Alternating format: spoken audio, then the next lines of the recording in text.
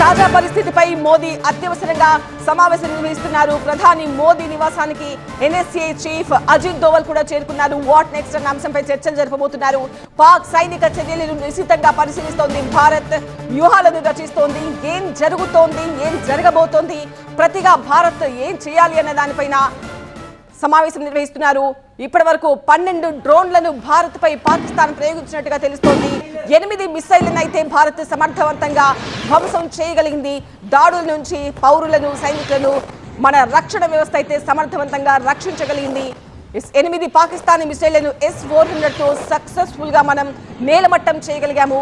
Pathankot air base దగ్గర కూడా భారీ పేలుడు శబ్దాలు మనం చూడొచ్చు. పాక్ F-16 ఫైటర్ జెట్ ను కూడా భారత్ కూల్చేసింది. ఎక్కడెక్కడ ఎలాంటి దాడులు జరుగుతున్నాయి, ఎలాంటి పరిస్థితి ఉందో టీవీ స్క్రీన్ పైన చాలా క్లియర్ గా కనిపిస్తుంది. మొత్తం అంతా కూడా చీకటి, బ్లాక్అవుట్ ప్రకటించారు అధికారులు. ప్రజలకు ఆదేశాలు జారీ చేసిన దృశ్యాలు కూడా ఇంత మనం చూసాము. జమ్మూ, కిష్తావాద్, పఠాన్కోట్, అఖ్నూర్, ఉదంపూర్, కథువా ఇలా చాలా ప్రాంతాలను లక్ష్యంగా చేసుకుని పాకిస్తాన్ చేస్తున్న దాడులను భారత రక్షణ వ్యవస్థ సమర్థవంతంగా తిప్పికొడుతోంది.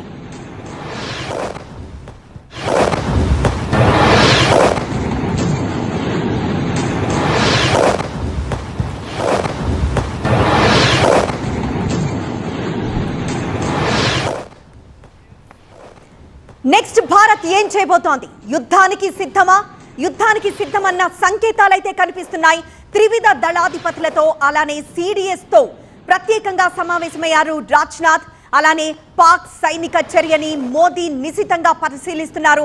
ప్రస్తుతం కొన్ని ఇంపార్టెంట్ మీటింగ్స్ జరుగుతున్నాయి. ఆ మీటింగ్స్ లో తీసుకోబోయే నిర్ణయం పైనే యుద్ధంపై ఒక క్లారిటీ వచ్చే అవకాశాలు కనిపిస్తున్నాయి.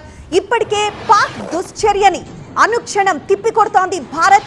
అయితే ఇప్పుడు భారత్ ఒక నిర్ణయం తీసుకునే అవకాశం కనిపిస్తోంది.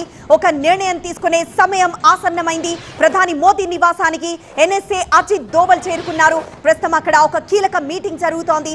పాక్ సైనిక చర్యలను మోదీ చాలా నిశితంగా గమనిస్తున్నారు. పాక్ దాడులపై ఎప్పటికప్పుడు మోదీ ఆరా తీస్తున్నారు. మరోవైపు త్రివిధ దళాధిపతులు అలానే సిడిఎస్ తో రాజ్నాథ్ సమావేశం నిర్వహిస్తున్నారు. సో ఈ నేపథ్యంలో ఇప్పుడు భారత్ నెక్స్ట్ స్టెప్ ఎలా ఉండబోతోంది? పాకిస్తాన్ కి ఈ రోజు కాళరాత్రి కాబోతోందా?